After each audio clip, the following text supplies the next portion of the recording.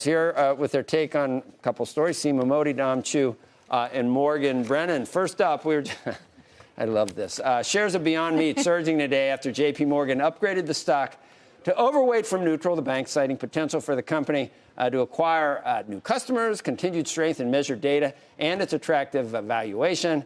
The stock's down about 31% since hitting an all-time high back on July 26, but it's still up more than 500%. Since its IPO. I told you my pet peeve already about this, is that the analyst in making the upgrade raised his price target from 188 to 189. And I mean, come on. Are you that good? You did some numbers. And yes, because it's no longer 188. It's now 189. You can't get 6-minute abs. You need 7 minutes to get a burn, Dom.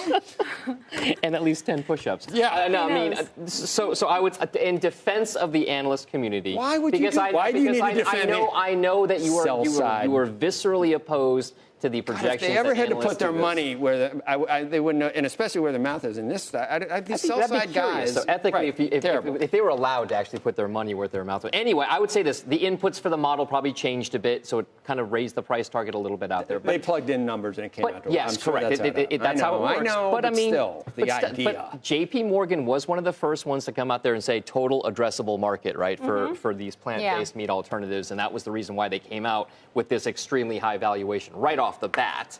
And then it pulled back quite a bit, and maybe it's time to go in there again. This is a trading vehicle, no doubt. Guys, this is a summer story. It's only topical because we're eating burgers and we're at barbecues. The minute fall and winter hits, it's snowing. Joe, are you going to be talking about Beyond Meat? Beyond Meat, though? I do not eat it. No, we've tried it, and it's not for me. The most positive story is that they have, as far as market share for burgers, they got a big amount of market share to take, because I have not moved that way. Have you moved? You tried it, though, right? I tried it, but I'm not ready to buy it and eat it. I mean, I had an Impossible Whopper. My dad's a Burger King franchisee. I tried it. I'll probably order one instead of a regular You would order Whopper one from instead? time to time. Yeah, Really? I was into it. And it's also worth noting, and Jane Wells was one of the first to report this out, the fact that you do see these products being sold in the supermarket next to the meat. It's a valuation story here. Also, you had that secondary offering news, and you did see the stock sell off. So I think that's part of the reason you're seeing this upgrade today. You don't need to make huge inroads to even get the value. You don't have to make You know where it's good? Right. In, like, if you make like a marinara or bolognese sauce, you chop it up, or like taco meat. That's where you really can't tell the difference. I heard the sausage. I did try the sausage, and it was good. All right, next up,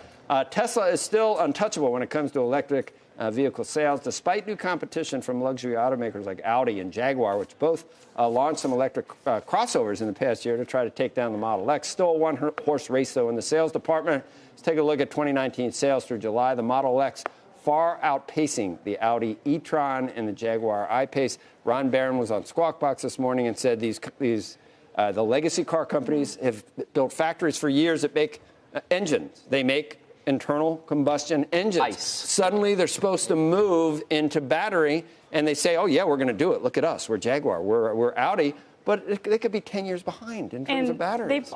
They kind of are. I mean, Tesla has really had the first mover advantage. And what's interesting is there's been so much negativity and noise surrounding the Tesla story and the unconventional leadership style of Elon Musk. But one cannot dismiss the dominance that Tesla has in the electric car market. I think the big question is whether it can create the same level of success in the other parts of the business that it's been trying to grow into. So whether it's batteries, whether it's storage, or solar panels. You know what I'd say, I mean, Mercedes has now come to the market first with its minivan, right? They've got an electric minivan out there now.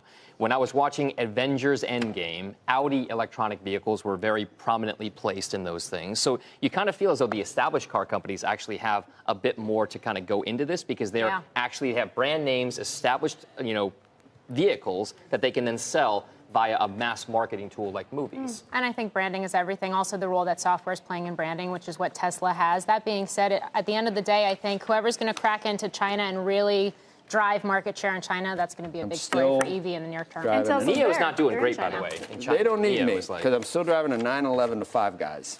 I'm not. It's Five electric, Guys. or In and Out or something like that. Anyway, then this U.S. Steel says it's laying off hundreds of employees at one of its plants in Michigan. Halting production due to lower steel prices and softening demand. The company says the layoffs are temporary, but could last for more than 6 months. Shares of U.S. Steel are down more than 70% since President Trump announced a crackdown on foreign steel imports last year. And I think this needs some perspective. It's easy to say, wow, you were just touting the steel industry.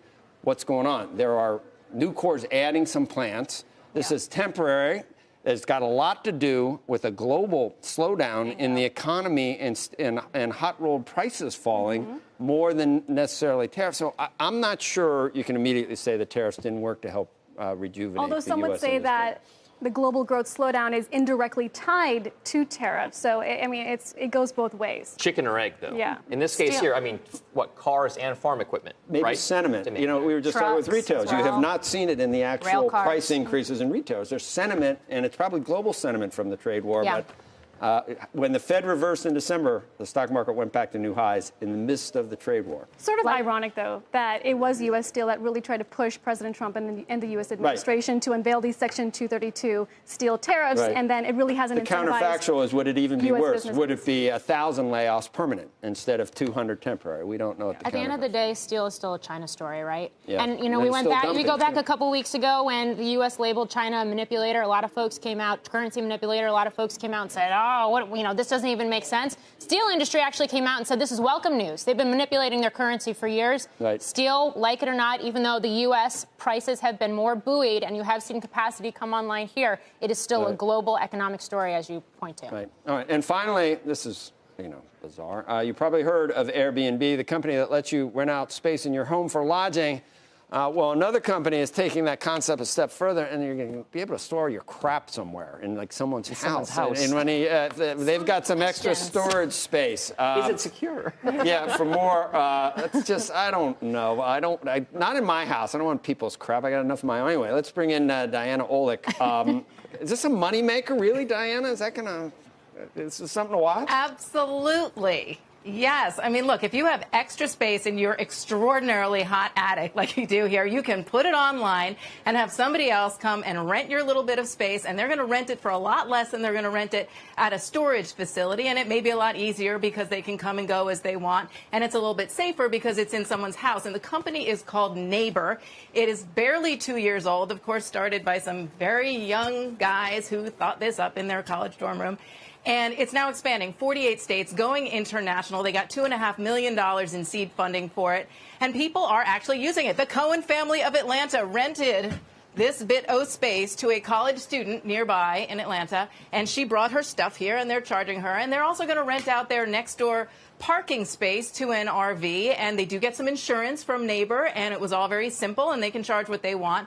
There are 6 public storage REITs out there that do very well. Their year-to-date earnings are up 21%, which is really good. But the question is something like this going to take a bite out of something like that, the same way Airbnb and Uber took a bite out of their respective industries? I'm skeptical. Discuss. I'm skeptical. I am too. Yeah.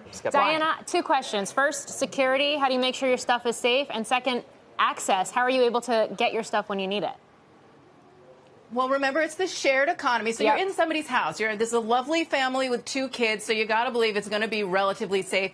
Basically, what they told me at Neighbor is that 1 in 5 storage units at a public storage place are broken into. So that's a pretty high lack of security. So if you're in somebody's house in a very nice suburban neighborhood, why not? But can you imagine if somebody broke into your house trying to steal somebody else's stuff? Right? That's the big There is thing. insurance, though. So the renter has insurance and the homeowner has insurance. And if any of the stuff that they store, which they can reject, by the way, and which they are allowed to inspect to make sure there's nothing, unseemly in the stuff. I mean, that covers they the have insurance value, also. but what if you're fearful of the safety of your home? No, it covers the house up to $2 million on the house. Maybe I'd rather Neighbor have is giving stuff you than insurance up to $2 million. I have to think those about Reagan that. stats were. Well, yeah. Value add. Absolutely. Do I want to rent space to a person or to the stuff? Maybe the stuff would be. I mean, what would you do? Would you do an Airbnb, or would you rent your house as an Airbnb? Here's what I don't want to do either. I would say everybody has a price. So if the economics of this thing work out pretty well, then maybe I would. We're not arguing about what we are, just how much we cost. I've heard that before. All right, thank you.